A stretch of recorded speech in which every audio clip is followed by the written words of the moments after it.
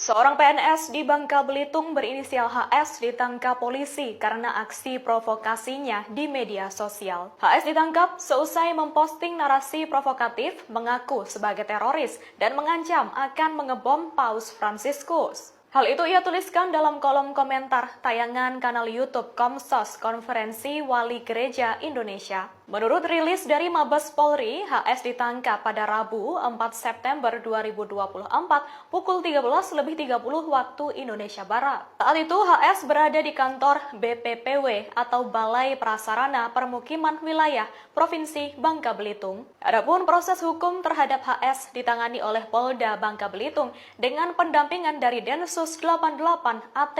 Sekian juta manusia, maka dengan membunuhnya itu adalah bahagian daripada rahmatan lil alamin. Orang Islam yang baik itu yang menjadi teroris. Jadi tiga musuh kaum muslim yang terbesar di Indonesia ini adalah Densus, BNPT, dan BNN. Negara ini sebenarnya, Indonesia ini, pemerintah ini sebenarnya, monyet-monyet berseragam coklat itu bukan anti sama ISIS. ISIS itu kambing hitam. Karena negara ini negara taghut. Negara ini tegak di atas sistem kufur. Zaman sahabat Nabi pakai pedang, zaman sekarang tak pakai pedang. Letupkan, ledakkan, mati syahid. Ini banyak wartawan-wartawan yang tidak Islami memakai istilah-istilah kafir tanpa dia sadari. Gerakan bunuh diri, padahal gerakan mati syahid. Inilah antek-antek Zionis Amerika. 4 tahapan untuk menjadi ekstrim. Yang pertama, wawasan harus sempit. Pokok ngaji dari satu sumber saja, baca satu sumber saja. Nggak boleh baca yang lain, nggak boleh denger yang lain. Iki tok pokoknya wis. Itu syarat utama. Yang kedua, nanti antum akan naik kelas menuju kekerasan dalam cara berpikir. Jadi cara berpikirnya antum keras.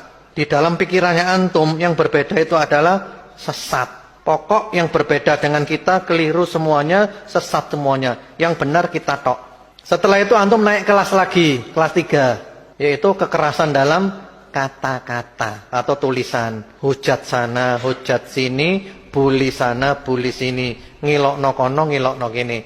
Pokoknya sesat kabeh. Puncaknya tingkatan keempat, kekerasan fisik. Antum akan berani bunuh orang, ngebom orang, nyembelih orang, dan seterusnya. Itu puncaknya. Jadi sumber utamanya apa?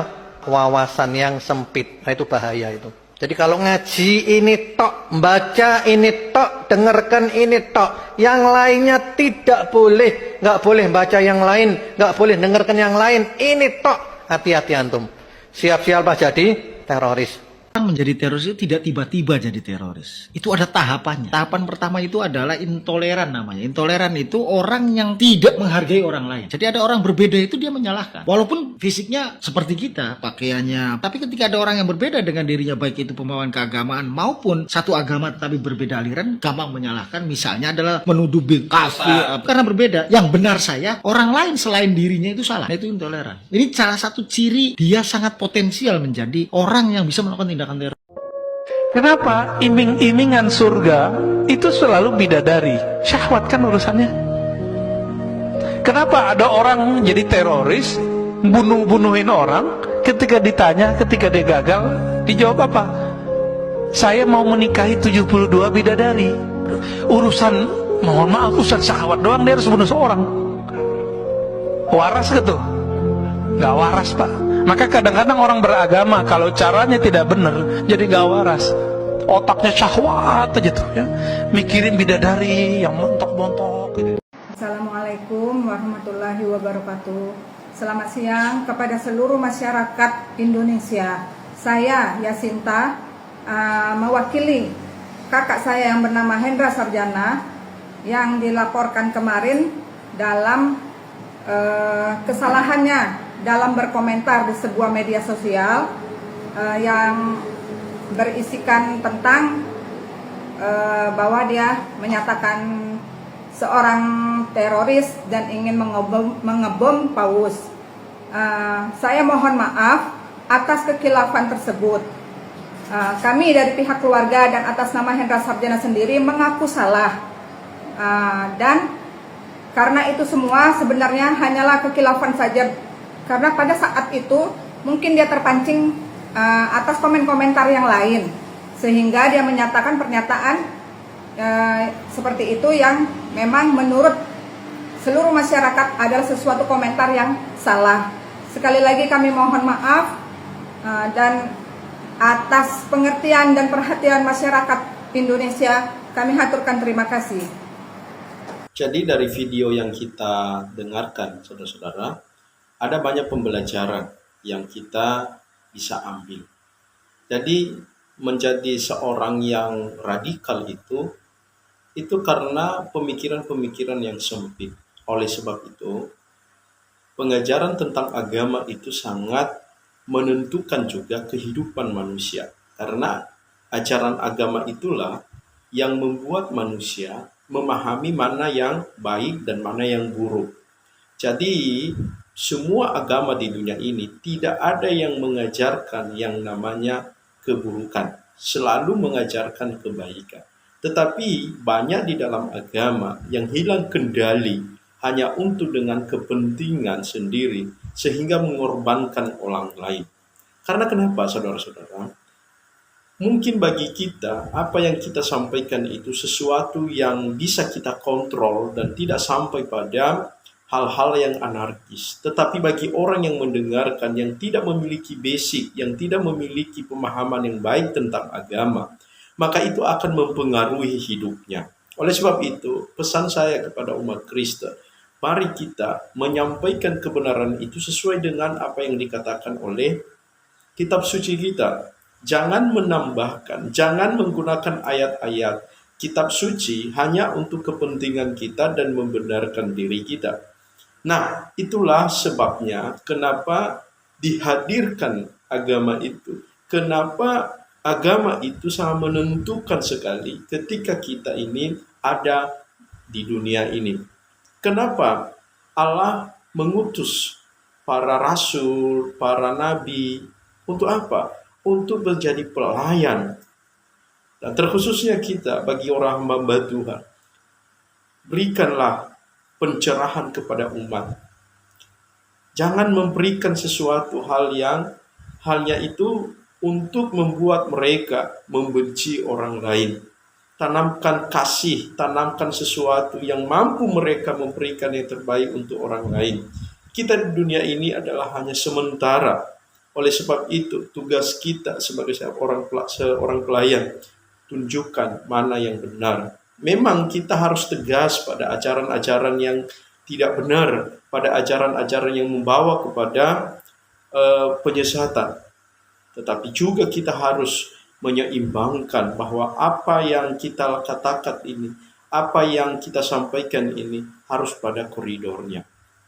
Nah, kita banyak mendengarkan tadi di dalam penjelasan-penjelasan dari para ustadz juga, memang mereka juga memiliki yang namanya perbedaan pendapat terkait dengan keyakinan mereka. Oleh sebab itu, mari kita belajar, mari kita memberikan edukasi kepada umat, tetapi juga kita tidak boleh lengah kepada orang-orang yang berusaha untuk memutarbalikkan kebenaran kekristenan. Kita perlu juga hadir untuk menjawab mereka, untuk memberikan pertanggungjawaban untuk itu, supaya mereka mengerti bahwa iman kekristenan itu tidak seperti itu. Dan ada banyak hal yang kita bisa lakukan dalam menegakkan kebenaran. Di dalam dunia apologet, ada banyak hal, metode yang harus kita lakukan, dan ada beberapa aspek juga yang harus kita lakukan. Jadi, oleh sebab itu, mari kita belajar bersama-sama. Ada 7 metode untuk melakukan yang namanya apologet terhadap orang Kristen sendiri dan juga kepada orang lain. Dan ada 3 aspek penting, itu dengan cara menjawab, mempertanggungjawabkan, memberikan bukti, dengan cara juga membela, argumentasi, dan juga menyerang. Menyerang di sini adalah bukan menyerang secara fisik, tetapi menyerang secara konseptual dan memberikan suatu pencerahan untuk membuka pikirannya, supaya pemahamannya itu bisa dia memahami dan bisa diterima secara logika. Jadi tugas kita sebagai seorang Kristen banyak, karena kenapa? di Indonesia ini kita bukan umat minoritas. Indonesia ini adalah milik kita bersama. Jangan biasakan diri Anda untuk Anda disebut sebagai minoritas. Anda pemilik Indonesia ini dan kita bertanggung jawab untuk membuat Indonesia ini lebih baik. Jadi jangan berpikir teman-teman bahwa agama lain itu adalah menjadi musuh bagi kita. Agama lain itu adalah menjadi teman kita, menjadi sahabat kita. Karena kenapa? Karena itulah tugasnya kita, mencintai orang lain di luar kita, mencintai agama lain di luar kita. Karena itu adalah amanat agung. Siapakah yang engkau selamatkan? Siapakah yang engkau beritakan kebenaran? Bukan kepada saudara-saudara Anda, bukan hanya kepada orang-orang yang menerima Kristus. Paling utama adalah, kata Yesus, beritakanlah firman itu ke ujung bumi. Kalau Anda sudah memiliki kebencian terlebih dahulu kepada orang di luar sana dan di luar kelompok Anda, di luar orang Kristen, bagaimana Anda bisa menjadi seorang pemberita Injil? Bagaimana Anda bisa menjadi pembawa damai? Bagaimana Anda bisa memenuhi panggilan Tuhan yang mengatakan bahwa aku datang bukan untuk kepada orang yang sehat, tetapi aku datang kepada orang yang sakit. Anda datang bukan kepada orang benar, Anda datang untuk kepada orang yang membutuhkan kebenaran. Jadi itu penting bagi Anda. Jadi kalau ada banyak gesekan di bangsa ini, ada banyak kelompok-kelompok tertentu yang dimana mereka kebetulan mereka adalah agama Islam mungkin, agama Kristen mungkin, agama Hindu mungkin, agama Konghucu mungkin, agama Buddha mungkin, dan agama kepercayaan sekalipun.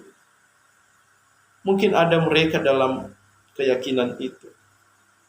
Bukan berarti bahwa memberikan kita sebuah legalitas bahwa agama itu layak untuk dieksekusi. Nah, tidak. Karena kenapa, saudara-saudara? Karena jangan juga merasa bahwa yang secara keseluruhan orang-orang itu atau agama itu adalah memiliki pandangan yang sama. Dan jangan lengah di sini.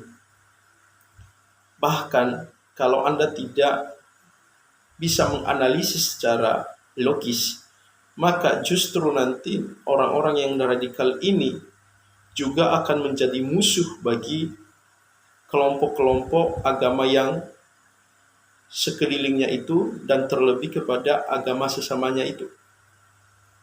Dan bahkan kita akan melihat bagaimana gejolak di Indonesia ini justru yang menjadi musuh mereka sekarang adalah saudara-saudara mereka sendiri.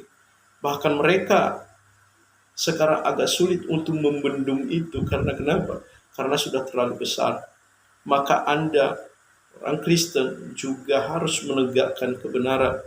Jangan terpengaruh dan terkecoh dengan agama mereka. Karena sama. Tetapi Anda tidak membenci agama orang. Anda membenci perilaku pribadi orang itu. Anda membenci bukan karena Anda tidak senang kepada mereka, tetapi Anda membenci kelakuannya, dosanya, sikapnya. Jadi saya berharap Anda jangan sekali-sekali merasa diri adalah kelompok minoritas di Indonesia ini. Kita pemilik Indonesia ini, Anda berhak hidup di Indonesia ini karena mereka yang mungkin di luar dari Indonesia ini, justru mereka adalah yang menjadi minoritas. Jadi jangan Anda dibohongi dengan istilah-istilah agama. Jadi saya berharap Anda lakukanlah yang terbaik untuk Indonesia, lakukan yang terbaik untuk agama lain, bukan untuk kepentingan pribadi. Tuhan Yesus memberkati kita.